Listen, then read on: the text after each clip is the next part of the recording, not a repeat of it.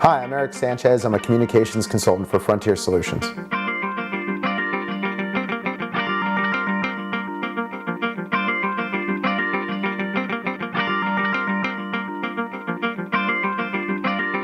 So I went to school in the area. I went to George Mason University. While I was in school, I had the opportunity, being so close to Washington, to take advantage of some really cool opportunities. I interned at the DNC back in 2006.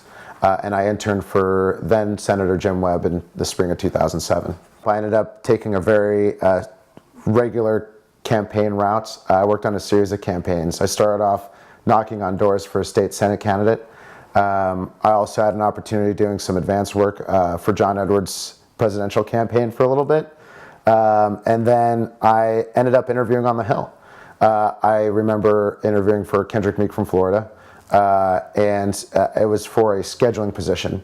And looking back, I'm just really relieved that I didn't get that position because I can barely keep my own schedule. And I remember being bummed at the time, but he did say that he wanted to try and find an opportunity for me moving forward.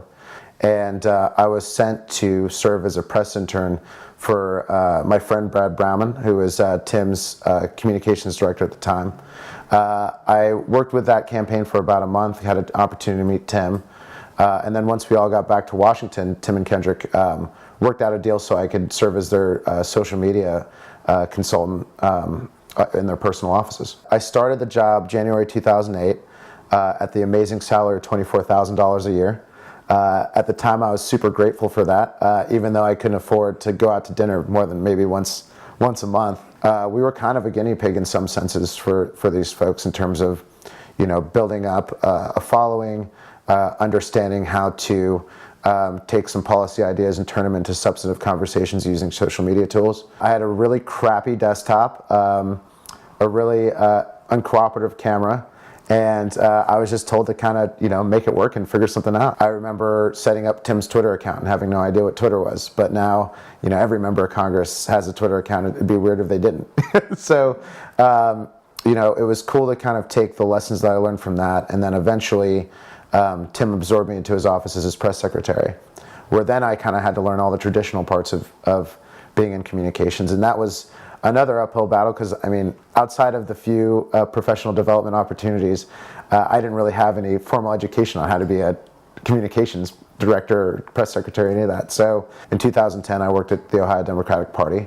And I worked for this guy, Seth Brigman, who really took the time to teach me how to pitch, how to take press calls, and understand the art of communications. And from there, I was able to apply both of those worlds together, and it just helped me become more of an effective communications professional.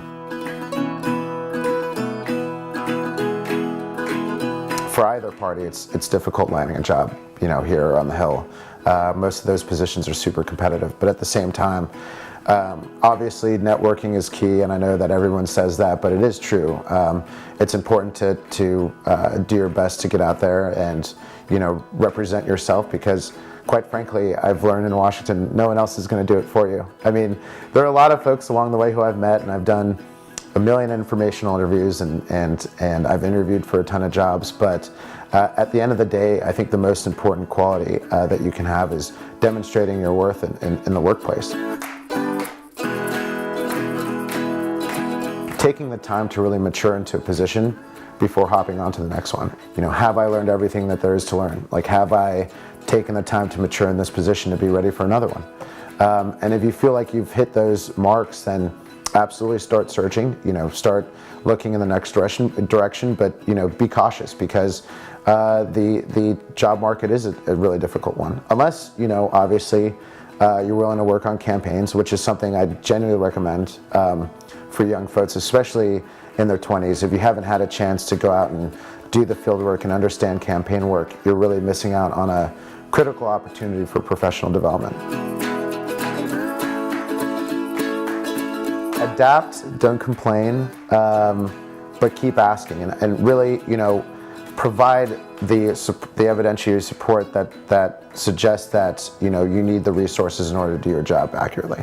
I think most folks will just many times just say I need this or I need that, but in order to get the approval, it's important to say why you need it. So In the instances where I felt like, I needed better equipment or things of that nature, I found often it served me better to come equipped with an action plan for that, because obviously, and particularly on the Hill, as office budgets are shrinking, justifying these expenses are important.